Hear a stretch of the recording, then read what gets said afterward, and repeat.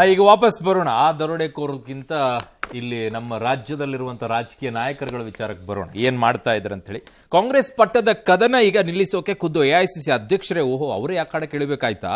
ಸುರ್ಜೇವಾಲಾ ಎಚ್ಚರಿಕೆಗೂ ಕೂಡ ರಾಜ್ಯ ನಾಯಕರು ಡೋಂಟ್ ಕೇರ್ ಅನ್ನೋ ಕಾರಣ ಸ್ವತಃ ಮಲ್ಲಿಕಾರ್ಜುನ್ ಖರ್ಗೆ ಅವರೇ ಎಚ್ಚರಿಕೆ ಕೊಡೋಕೆ ಬಂದ್ಬಿಟ್ರಿ. ಇವಾಗ ಎಲ್ಲರೂ ಬಾಯಿ ಮುಚ್ಕೊಂಡು ಕೆಲಸ ಮಾಡಬೇಕು. ಆಗ CM ಚೇಂಜ್ ಆಗ್ತಾರೆ, ಈಗ DCM ಚೇಂಜ್ ಆಗ್ತಾರೆ ಅಂತೆಲ್ಲ ಹೇಳಬೇಡಿ. ಇದಕ್ಕೆಲ್ಲ ಏನು ಪ್ರಯೋಜನ ಬರಲ್ಲ. ನಾನಿದ್ದೇವೆ, ರಾಹುಲ್ ಗಾಂಧಿ ಇದ್ದಾರೆ. ಯಾವಾಗ ಏನು ಮಾಡಬೇಕು ಅಂತ ನಮಗೆಲ್ಲ ಗೊತ್ತಿದೆ. ಟಾರ್ಗೆಟ್ ಇರುತ್ತೆ, ಅದನ್ನು ನೋಡ್ಕೊಂಡು ನಾವೇ ನಿರ್ಣಯ ಮಾಡ್ತೀವಿ. ಇಲ್ಲ ಅಂದರೆ ಪಕ್ಷಕ್ಕೆ ಡ್ಯಾಮೇಜ್ ಆಗುತ್ತೆ ಅಂತ ಖರ್ಗೆ ಅವರು ಓಪನ್ ಆಗಿ ಅಂತಿಮ ಎಚ್ಚರಿಕೆಯನ್ನು ಕೊಟ್ಟಿದ್ದಾರೆ. ಅಂತಿಮನ ನೋಡೋಣ. ಈ ಬೆನ್ನಲ್ಲೇ ಕೆಪಿಸಿ ಅಧ್ಯಕ್ಷ DK ಶಿವಕುಮಾರ್ ಕೂಡ ನಾನು ಸೇರಿದಂತೆ ಎಲ್ಲರೂ ಬಾಯಿ ಮುಚ್ಕೊಂಡು ಇರಬೇಕು ಅಂದಿದ್ದಾರೆ. ಮತ್ತೊಂದು ಕಡೆಗೆ ಸುರ್ಜೇವಾಲಾ ಕೂಡ ಕೆಪಿಸಿ ಅಧ್ಯಕ್ಷರ ಬದಲಾವಣೆ ಇಲ್ಲ ಅನ್ನೋ ಸಂದೇಶವನ್ನು ನೀಡಿದ್ದಾರೆ. ಓಲೆ ಬಿಡಿ ಸರ್, ನಿಮ್ಮ ಮಾತಿಗೆ ಬೆಲೆ ಇಲ್ಲ. ಈ ಬೆನ್ನಲ್ಲೇ ಸಚಿವರೆಲ್ಲ ಸೈಲೆಂಟ್ ಆಗಿದ್ದಾರೆ. ಈ ಮಧ್ಯೆ ಪರಮೇಶ್ವರ್ ನಿವಾಸಕ್ಕೆ ಸಚಿವ ಮಹದೇವಪ್ಪ ಮತ್ತೆ ಹೋಗಿದ್ದಾರಂತೆ. 1 ಗಂಟೆ ಚರ್ಚೆ ಮಾಡಿದಾರಂತೆ. ಅಯ್ಯೋ, ಇದೆಲ್ಲ ಆದ್ಮೇಲೂ ಇನ್ನು ಸಿದ್ದರಾಮಯ್ಯ ಏನೇ ಮಾಡಿದ್ರು ಕೂಡ ಅವರಿಗೆ ಕುರ್ಚಿ ಉಳಿಸಿಕೊಳ್ಳೋಕ್ಕಾಗಲ್ಲ ಅಂತ ಈ ಕಡೆಗೆ ವಿಜಯೇಂದ್ರ ಅವರು ಅವಾಗ ಹೋಗಿ ಕೊಡ್ತಿರ್ತಾರೆ ಡೋಸನ್. ಇವರು ಎಲ್ಲರೂ ಬಾಯಿ ಮುಚ್ಚಿಕೊಂಡು ಸುಮ್ಮನೆ ಕೆಲಸ ಮಾಡಬೇಕು. ನಾಳೆ ತೆಗಿತಾರೆ ಚೀಫ್ ಮಿನಿಸ್ಟರು, ನಾಳೆ ತೆಗಿತಾರೆ ಅನ್ನೋದು ಇವೆಲ್ಲ ಊಹಾಪೋಹ ಯಾರೂ ಮಾತಾಡಬಾರ್ದು. ಇವೆಲ್ಲ ಮಾತಾಡ್ತಕ್ಕಂಥದ್ದು ಇದು ಪ್ರಯೋಜನ ಆಗೋದಿಲ್ಲ. ನಾವೆಲ್ಲ ಇದ್ದೇವೆ, ರಾಹುಲ್ ಗಾಂಧಿ ಅವರು ಇದ್ದಾರೆ. ಯಾವಾಗ ನಿರ್ಣಯ ತಗೊಳ್ಬೇಕು ಅವಾಗ ತಗೊಳ್ತಾರೆ. ಇದು ಸರಿಯಲ್ಲ, ಆ ಪಕ್ಷಕ್ಕೆ ದೊಡ್ಡ ಹಾನಿ ಆಗ್ತದೆ. ಈಗ ನನ್ನ ಬಾಯಿ ಸೇರಿ ಬೀಗ ಹಾಕಬೇಕು ಅಂತ ಡೆಲ್ಲಿ ನೀವು ಏನೇನೋ ಹೇಳೋದಕ್ಕೆ ನಾನು ಉತ್ತರ ಕೊಡೋಕ್ಕೆ ನಾನು ತಯಾರಿಲ್ಲ.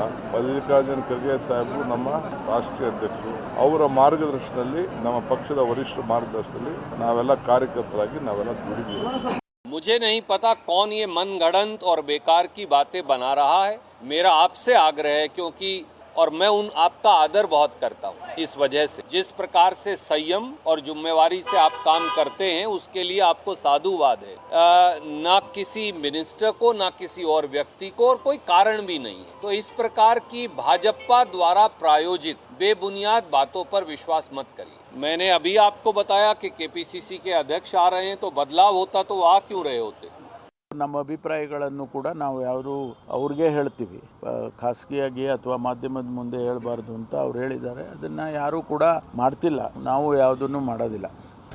ಆಡಳಿತ ಪಕ್ಷದ ಸಚಿವರುಗಳು ಇವತ್ತೇನು ಹೇಳಿಕೆ ನೀಡ್ತಾ ಇದ್ದಾರೆ DK ಶಿವಕುಮಾರ್ ಅವರ ವಿರುದ್ಧ, ಅವರೇ ಸ್ವಹಿತಾಸಕ್ತಿಯಿಂದ ಹೇಳಿಕೆ ನೀಡ್ತಾ ಇದ್ದಾರೆ ಅಂತೇಳಿ ಭಾವಿಸಬೇಡಿ. ಸಿದ್ದರಾಮಯ್ಯನವರು ಯಾವುದೇ ಕಾರಣಕ್ಕೂ ಅವರ ಅವಧಿಯನ್ನ ಪೂರ್ಣಗೊಳಿಸೋದಕ್ಕೆ ಸಾಧ್ಯ ಅಲ್ಲ, ಅದು ಅಸಾಧ್ಯ.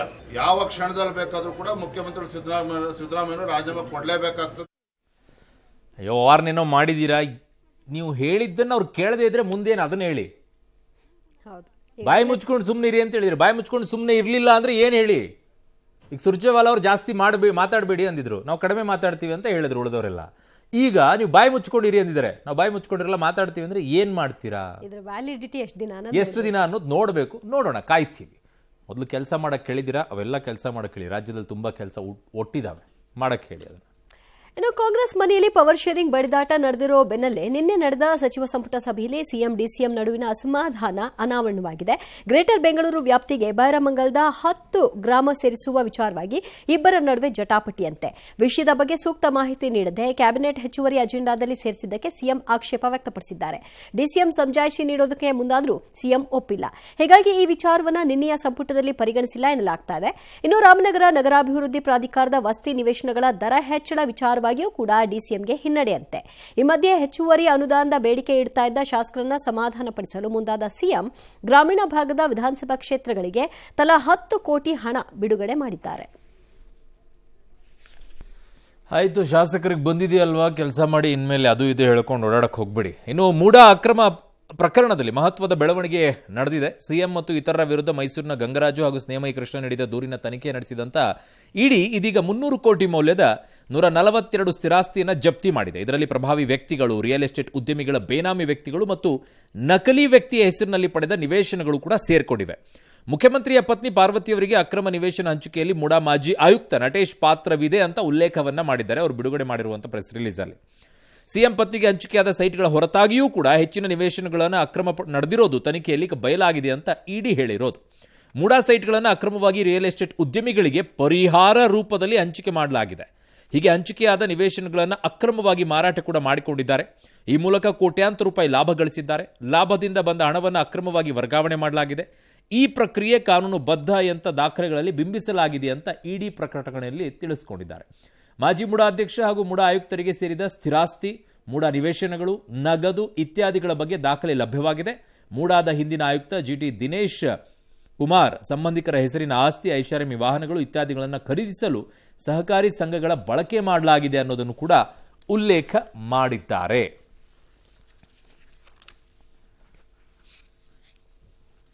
ಸಚಿವ ಹೆಬ್ಬಾಳ್ಕರ್ಗೆ ಸಿಟಿ ರವಿ ನಿಂದನೆ ಪ್ರಕರಣಕ್ಕೆ ಸಂಬಂಧಪಟ್ಟ ಹಾಗೆ ಈಗ ಟ್ವಿಸ್ಟ್ ಸಿಗ್ತಾ ಇದೆ. ಪ್ರಕರಣಕ್ಕೆ ಸಂಬಂಧಿಸಿದ ಅಸಲಿ ಆಡಿಯೋವನ್ನು ಸಿಐಡಿ ವಶಕ್ಕೆ ಪಡೆದದ್ದು ಸಿಟಿ ರವಿಗೆ ಭಾರೀ ಸಂಕಷ್ಟ ಎದುರಾಗುವಂತೆ ಕಾಣಿಸ್ತಾ ಇದೆ. ಡಿಪಿಎಆರ್ನಿಂದ ಸಿಐಡಿ ಪಡೆದ ಅಸಲಿ ವಿಡಿಯೋದಲ್ಲಿ ಸಚಿವೆ ಬಗ್ಗೆ ಸಿಟಿ ರವಿ ಆಕ್ಷೇಪಾರ್ಹ ಪದ ಬಳಕೆ ಮಾಡಿರೋ ತುಣುಕು ಕೂಡ ಇದೆ ಎನ್ನಲಾಗಿದೆ. ಹೀಗಾಗಿ ಸಿಟಿ ರವಿ ವಾಯ್ಸ್ ಸ್ಯಾಂಪಲ್ ಸಂಗ್ರಹಕ್ಕೆ ಸಿಐಡಿ ಪ್ರಯತ್ನಿಸ್ತಾ ಇದೆ. ಇವತ್ತು ಕೋರ್ಟ್ ಮುಂದೆ ಸಿಟಿ ರವಿ ಹಾಜರಾಗಬೇಕಾಗಿತ್ತು, ಆದರೆ ಗೈರಾಗಿದ್ರು. ಇದಕ್ಕೆ ಕೋರ್ಟ್ ಗರಂ ಆಗಿದ್ದು ಷರತ್ತುಗಳನ್ನು ವಿಧಿಸಿಯೇ ಜಾಮೀನು ನೀಡಿರೋದು, ತನಿಖೆಗೆ ಸಹಕಾರವನ್ನ ನೀಡದೇ ಇದ್ರೆ ಸುಮ್ಮನಿರೋದಿಲ್ಲ ಅಂತ ಎಚ್ಚರಿಕೆ ಕೊಟ್ಟಿದೆ. ಕೊನೆಗೆ ಜನವರಿ 22ಕ್ಕೆ ವಿಚಾರಣೆ ಮುಂದೂಡಿಕೆ ಆಯಿತು. ಕೋರ್ಟ್ ಮುಂದೆ ಹಾಜರಾಗೋದಕ್ಕೆ ಸಿಟಿ ರವಿಗೆ ವಿನಾಯಿತಿ ಕೊಡ್ತು. ಈ ಮಧ್ಯೆ ನನಗೆ ಸಿಐಡಿ ಮೇಲೆ ನಂಬಿಕೆ ಇಲ್ಲ ಅಂತ ಸಿಟಿ ರವಿ ಪುನರುಚ್ಚರಿಸಿದ್ದಾರೆ. ಧ್ವನಿ ಸ್ಯಾಂಪಲ್ ನೀಡಲ್ಲ ಅಂತ ಪರೋಕ್ಷವಾಗಿ ಹೇಳಿದ್ದಾರೆ. ಆಡಿಯೋ ಸುದ್ದಿಯೇ ಅಂತೆ ಕಂತೆ ಅಂತ ಆರೋಪಿಸಿದ್ದಾರೆ.